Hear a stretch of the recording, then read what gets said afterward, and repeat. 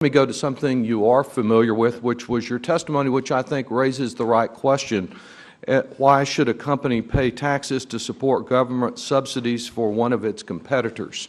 Mr. Edwards answered that question very specifically in saying the place to start is to eliminate $100 billion almost of business subsidies every year. Do you agree with him?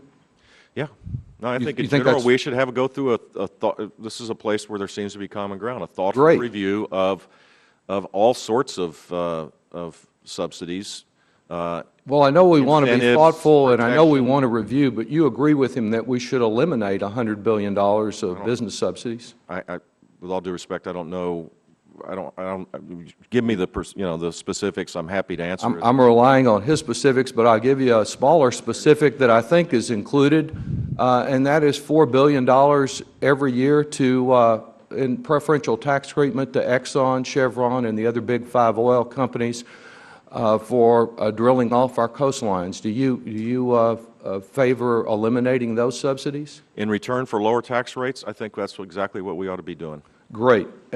We have had discussions about simplifying the federal tax code. Everyone is for it, but it has been simply impossible to get a description of any preferential tax provisions or loopholes that are to be closed. Could you identify, in addition to closing the preferential treatment for Exxon, any other tax loopholes or preferential tax provisions that you favor closing? Well, first of all, I don't favor, just to be clear, because this is a gotcha kind of environment, it seems like.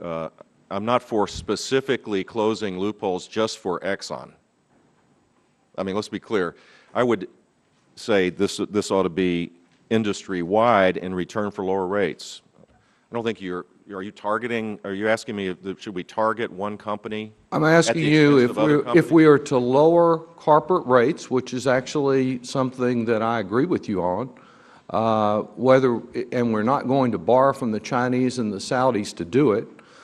You've indicated you'd be willing to close the loopholes for Exxon and Chevron to help pay for that, and I'm asking you if you can identify anything else, because I can't get my colleagues to do that, to identify any of the tax loopholes they would close. Which other ones are you in favor of closing in order to get lower corporate tax rates and not have to borrow from the Chinese?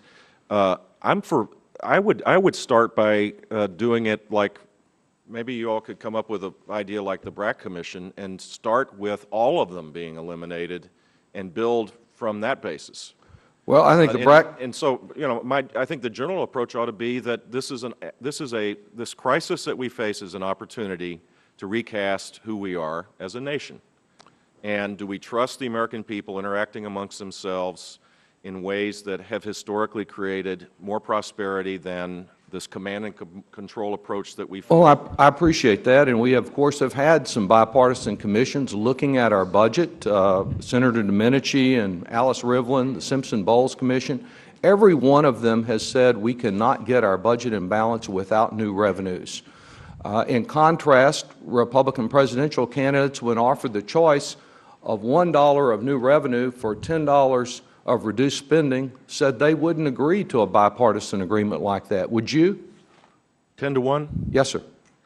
Yeah, this will prove I'm not running for anything. Yeah, I mean, if you could get a let me finish. I appreciate your candor. I mean, basically, we cannot close the budget gap without addressing both spending and revenue, as all of those bipartisan commissions have recommended. Wouldn't you agree? If you could bring to me a majority of people to say that we're going to have $10 of spending cuts for $1 of revenue enhancement, put me in, Coach.